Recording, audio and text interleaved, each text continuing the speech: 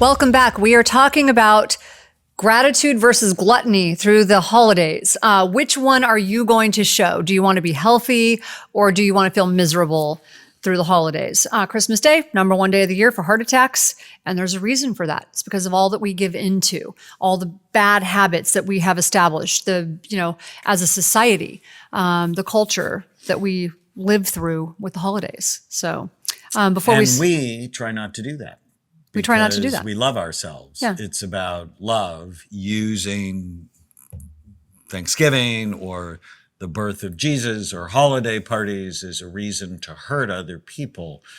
Brain warriors, it just doesn't make sense to us at all. And one thing that's really interesting, we aren't perfect. It's not like we wake up and we're like, everything we do is going to be perfect today. No, it's a conscious choice. We have days where we don't want to do it. We have days where maybe we have a bump in the road and we make a mistake, but we consciously are aware and using these same strategies we're giving you to be healthy. So Olympic athletes are pretty perfect. And I want people to think you don't have to even do the 5%. It just depends on where you're at. Initially people go, I do it right 80% of the time. Or if you remember Bill Phillips' book, Body for Life, there was cheat days, right? I'm not a fan of cheat days at all. 6 days and then Sunday gorge and do anything you want. I don't like that plan. And I'm not a fan of that. Everybody makes mistakes. Everybody has situations, but the more you do the right things, the better you're going to feel. So I have a podcast review that's actually very interesting. Good morning.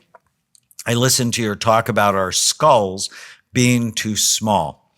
I am faculty in the animal science department at a community college just north of Boston. For years, a condition called syringomyelia has plagued Cavalier King Charles Spaniels. Your one favorite. Of my favorite. Well, no, White Shepherds are my favorite, but I bought a King Charles Cavalier for my parents and they just adore Vinny. It is the issue where the skull is too small due to selective breeding and the brain does not fit. The ramification for these dogs are excessive scratching at the neck, pain, and seizures. And as soon as I heard your podcast, I had to comment. I thoroughly enjoy your podcast.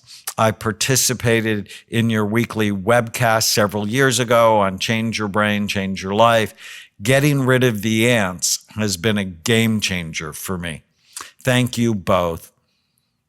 Carol W. Lynn from Massachusetts. Love that. I've heard about this for a long time with dog breeding.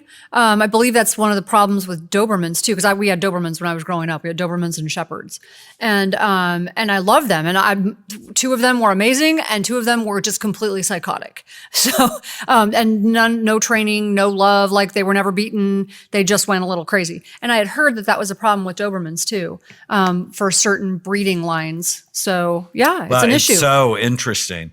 And when we get to Brain in the News next podcast, there is something that's just going to blow your mind. Very much like the small skulls causing lots of emotional problems. Okay, we're back to the holidays. We're coming into Thanksgiving, and we are thankful for all of you who listen or watch.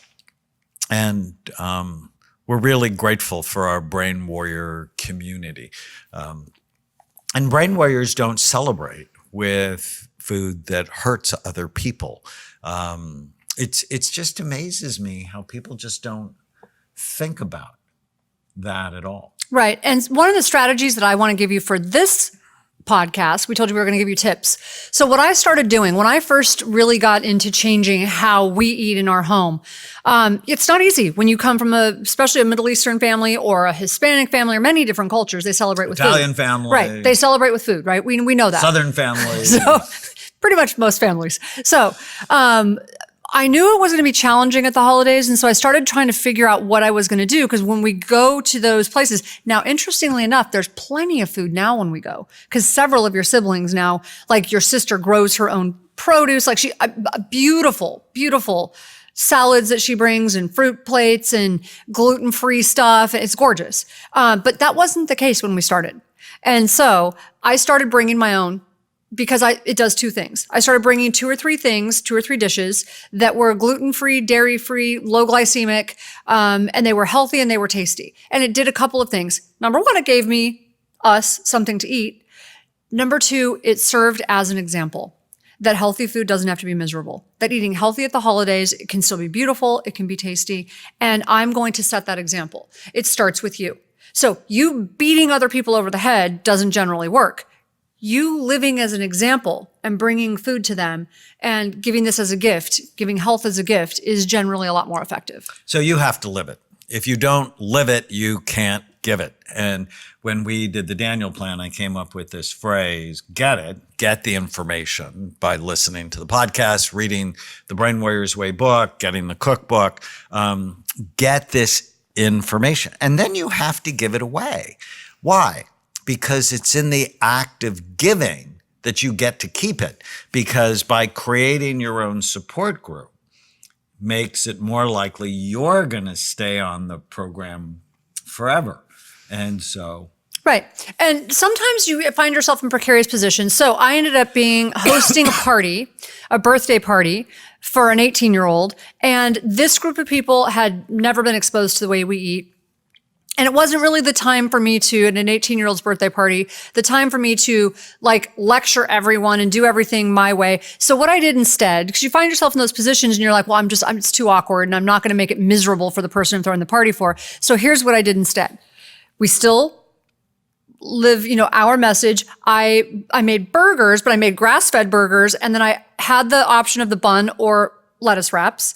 And the person who was in charge of bringing desserts, of course, brought cupcakes, but we had gluten-free, dairy-free, low glycemic brownies, which are in the cookbook.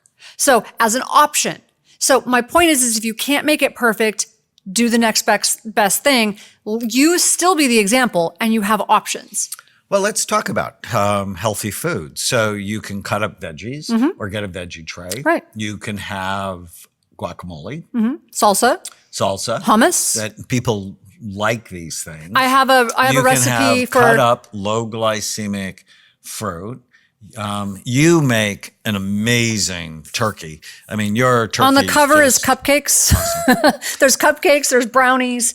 Right, but still, even with those, you don't want them to be the staple. You want the vegetables. But literally, there's less. Do you know there's less sugar? Those are lower glycemic than the salads because of the tomatoes. Interesting. Yes, the tomatoes are actually they're higher glycemic. They're not high glycemic, but they're higher glycemic than the desserts in this book.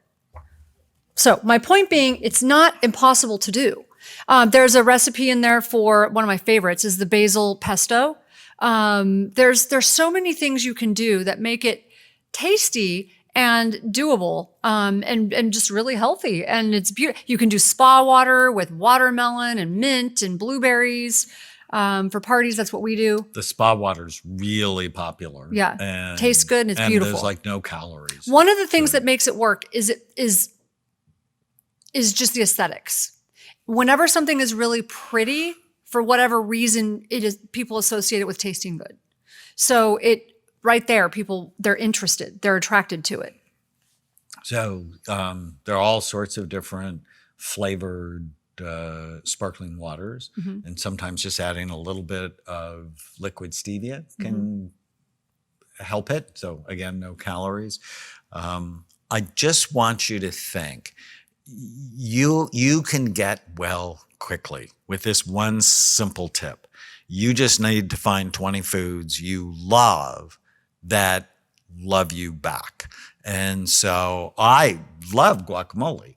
And I mean, you can't have a ton because it's fairly calorie dense, but it's good for you. It tastes good. And yes, you could do it with potato chips. That's not good for you. Tastes good, not good for you. Or you could do it with celery. Or you could do it with carrots, or you could do it with cauliflower, or you could do it with broccoli, or you could do it with orange, yellow, you can make kale red, chips. It takes green bell peppers. It literally takes very little time to make kale chips. And again, loving food that loves you back is just so important. Love it. So we would love to hear from you if any of these tips have helped you, which tip you liked the best. If you have tips for us, also leave that. Leave us your questions and comments. You can go to Apple Podcast. You can go to brainwarriorswaypodcast.com and leave us a question or a comment. We want to hear from you. And we will enter you into a raffle to win the cookbook, the one we've been talking about with all the great recipes for the holidays. If you're enjoying the Brain Warriors Way podcast, please don't forget to subscribe so you'll always know when there's a new episode. And while you're at it, feel free to give us a review or 5-star rating, as that helps others find the podcast. If you're considering coming to Amen Clinics or trying some of the brain healthy supplements from BrainMD, you can use the code podcast10 to get a 10% discount on a full evaluation at amenclinics.com or a 10% discount on all supplements at brainmdhealth.com. For more information, give us a call at 855-978-1363.